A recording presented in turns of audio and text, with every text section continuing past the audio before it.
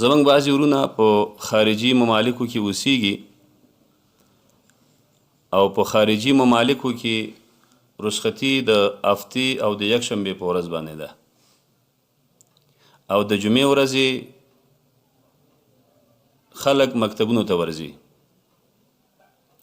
نو اکثر زمونږ مسلمانان ورونه چې هغوی بیا د جمعې ورځې مکاتبو ته ځي، هلته د جمعې مونځ ورنه پاتې شي او د جمعې مونځ پاتې کول دا لویه ګناه دی. نبی اکرم صلی الله علیه وسلم مبارک فرمایي چا چې د جمعې مبارکې مونځ قصدن پرېښوده د ده په عملنامه کې به منافق ولیکل شي.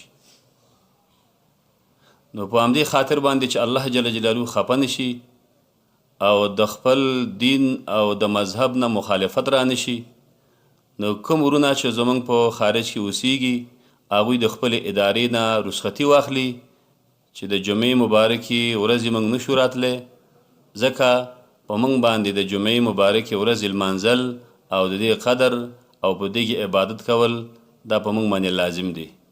نو خدای ناخواسته چې الله جل جلاله رانه خبر نشي. ومن الله التوفیق.